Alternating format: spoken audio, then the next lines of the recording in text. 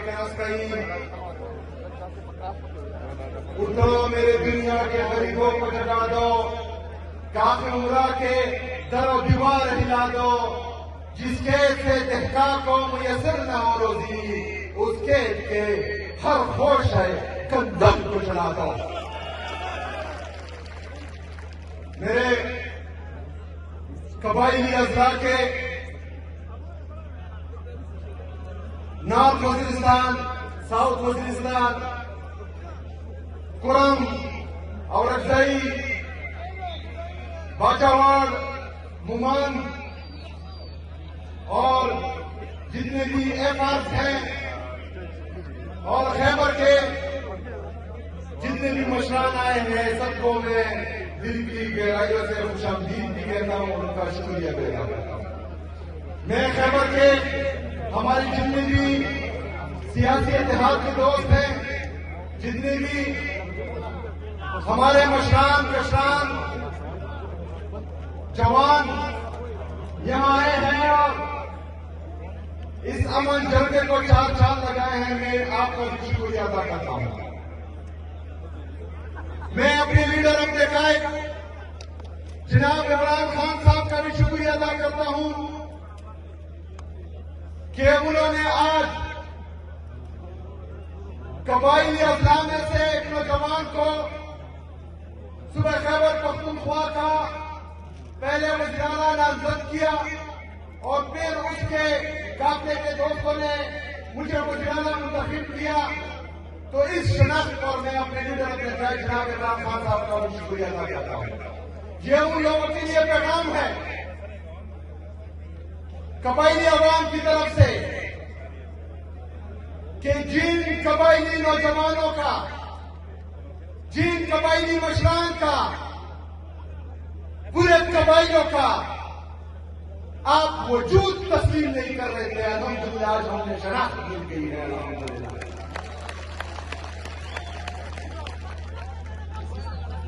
मेरे अजीज साथियों,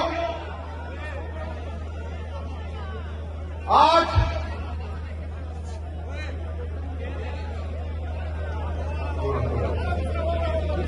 मेरे अजीज साथियों, कबायलियों की तारीख पड़ी है। इन कबायली अज़ला में फिरंगी आए, फिरंगियों की कौमें यहां इस सरजमीन पर पड़ी है, लेकिन हम पर हुकूमत नहीं कर पाए। इस सरजमीन पर मुगल आए लेकिन नाकाम हुए, उनको वापस भेजा। इस सरजमीन पर रशिया अमेरिका ने नाकाम कोशिश की, लेकिन वो भी कामयाब नहीं हुए। मेरे अजीज साथियों, मेरे पाकिस्तानियों, पाकिस्तान में या पाकिस्तान को तस्लीम करने का फैसला वो हमारा अपना था। तमाम कबायली अवाम ये उनकी चॉइस थी कि वो पाकिस्तान को तस्लीम करे। आज अल्हम्दुलिल्लाह हम पाकिस्तानी हैं और हमें किसी सर्टिफिकेट की जरूरत नहीं है। हम पाकिस्तानी थे, पाकिस्तानी है और इंशाअल्लाह पाकिस्तानी रहेंगे। मेरे अजीज साथियों, मैं उन लोगों को यह पैगाम भी देता हूं कि जिस दिन मेरा नाम अनाउंस हुआ, तीनों ने कहा मुझसे, मेरे खिलाफ प्रेस कॉन्फ्रेंस शुरू की कि इस अफरीदी को हम नहीं मानते। अफरीदियों की तारीख पड़ी है। अजब खान अफरीदी के घर पर किसी ने उसकी चादर चाहते वाली की पामाली की तो उसकी हिस्ट्री भी देखो, उसकी तारीख भी देखो। मलक दरिया खान अफरीदी का नाम तो सुना होगा, नहीं सुना तो उसकी तारीख भी देखो। शेर अली अफरीदी का नाम शायद आपने सुना हो, ना सुना हो तो उसकी तारीख भी देखो। इस सरजमीन पर सिर्फ गैरतमंद लोग पैदा हुए और अल्हम्दुलिल्लाह हम सब कबाइल जो है वो गैरतमंद हैं और हम पाकिस्तानी हैं। मेरे अजीज साथियों,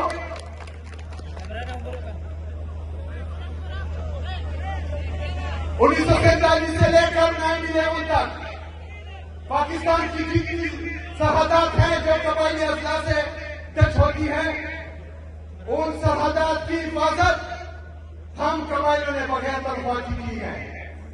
किसी की ये मजाल नहीं थी, किसी की ये जुर्रत नहीं थी कि वो पाकिस्तान में अंदर दाखिल हो। लेकिन 9/11 के बाद कुछ फैसला साथ बंद कमरों में बैठे और उन्होंने ये फैसला किया कि हम पराई जंग में जो है वो कूद पड़ते हैं। उस पराई जंग में कूदने का फैसला हमारी इजाजत के बगैर हुआ था, हमसे पूछे बगैर हुआ था। लेकिन कहा गया कि पाकिस्तान के लिए कुर्बानी की जरूरत है, पाकिस्तान के लिए कुर्बानी की जरूरत है। कुर्बानी का बकरा हम जवाइयों को बनाया गया और पाकिस्तान पर जो है बड़ी जमीन सड़क की गई। हमने वो कुर्बानी दी।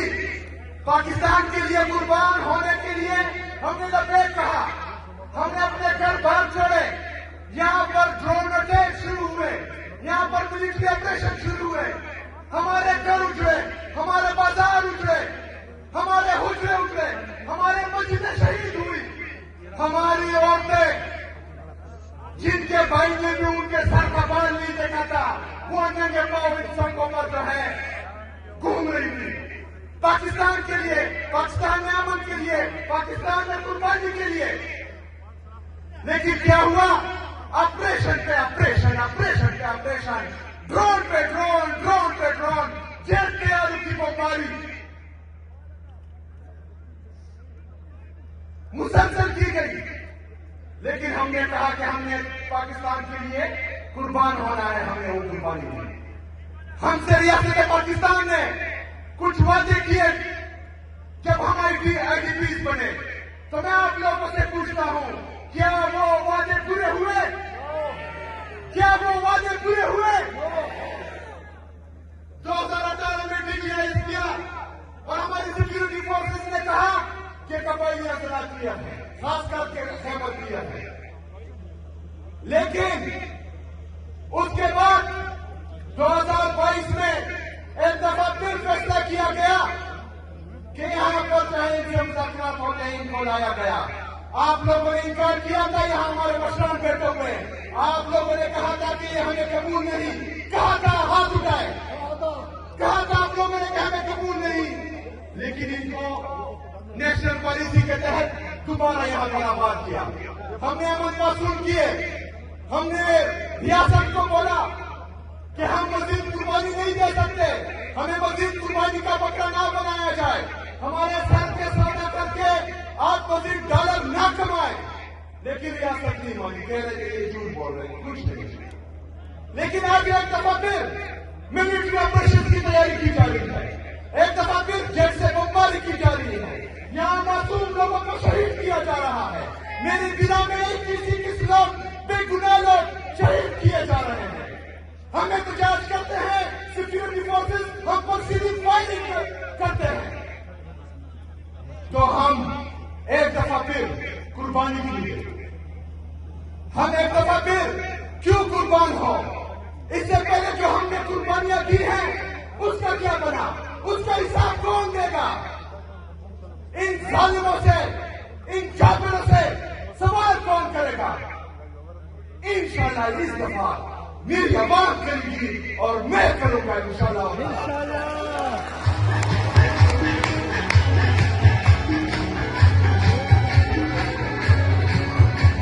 साथियों, ये जगह कुछ मुतालबात के लिए बुलाया गया है। एक मुतालबात में आपने मेरा साथ देना है, क्योंकि हम पर ऑपरेशन हुए, हमने पाकिस्तान के लिए कुर्बानी दी, हमने 80,000 शोधा पेश किए, हमारी पुलिस ने कुर्बानियां दी, हमारी सिक्योरिटी ने कुर्बानियां दी, हमारी लेडीज फोर्सों ने कुर्बानियां दी। उसके बाद यहां पर अमन कायम हुआ था। लेकिन एक दफा फिर जो मिलिट्री ऑपरेशन की तैयारी की जा रही है, तो हम ये मुतालबा करते हैं कि हम यहां पर कोई मिलिट्री ऑपरेशन नहीं मानते। जो जो इस मुतालबे के साथ मुतफिक है मानता है।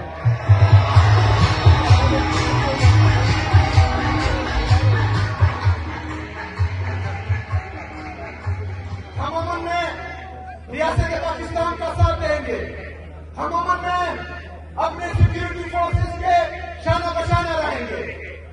लेकिन हम हर चीज कोलेटरल डैमेज जैसे महसूस का साथ बिल्कुल नहीं देंगे। मेरे किसी मासूम शहरी का, मेरे किसी मासूम शहरी की इस दफा जान नहीं जाएगी। अगर जाएगी तो इंशाअल्लाह ताला उसका हिसाब किताब भी होगा और जिंदगी चौक भी होगा इंशाअल्लाह।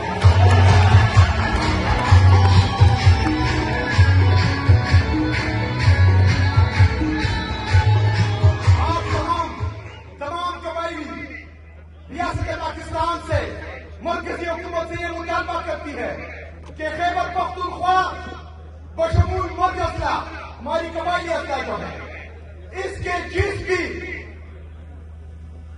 इनके मुस्तकबिल का जो भी फैसला होगा उसमें सूबाई हुकूमत, यहाँ के मशरान, यहाँ के मुइदीन, यहाँ के पार्लियामेंटेरियन शामिल होंगे जो इसके साथ मुताबिक है। हमें मंजूर के फैसले नामंजूर है, हाथ उठाए नामंजूर है।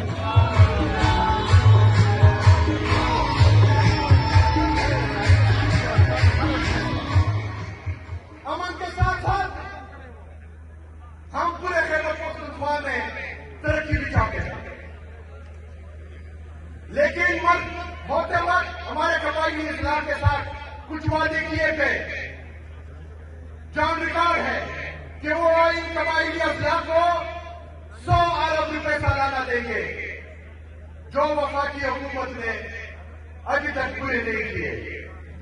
हमारा ये मुतालबा है कि जो 550 अरब रुपए अभी तक मर्ज असला का बकाया है वो हमें फिर फोर जो है दिया जाए, जो मुतल्लिक है इसके साथ बात बताएं। हमारे कबायली मशरान, हमारे कबायली नौजवान, पख्तूनख्वा की अवाम ये मुतालबा करती है कि जो एनएक्सी की मीटिंग नहीं हो रही और एनएक्सी फाइनल नहीं हो रहा, जिसमें हमारा 14.6% से खैबर पख्तूनख्वा का हिस्सा 9.4% से ज्यादा होगा, उसकी मीटिंग जल्दी बुलाई जाए और हमें हमारा हिस्सा दिया जाए जो 350 अरब से ज्यादा है। जो इस मुतालबे के साथ मुतफिक है वो हाथ उठाए।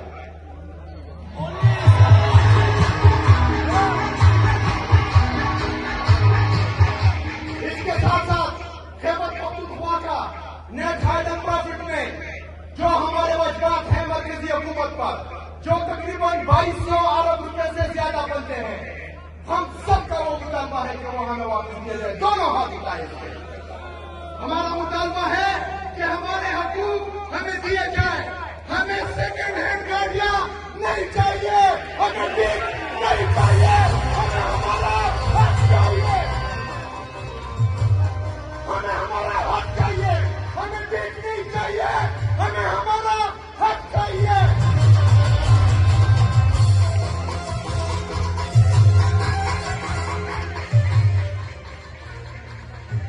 हमें हमारा हक चाहिए।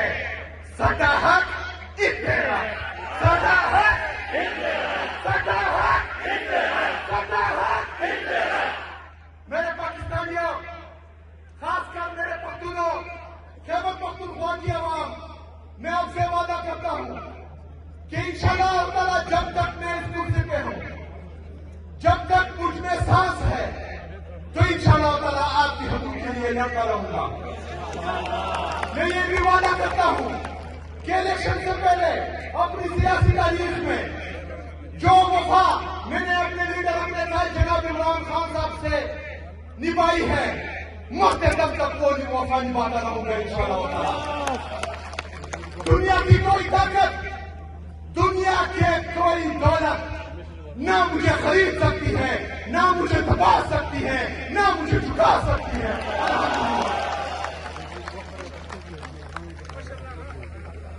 एमो कबाइलो एमो हमारे दिल यही की खबरें पख्तून क्यों कम इंशाअल्लाह ताला निदानाबाद देखे बरनाबाद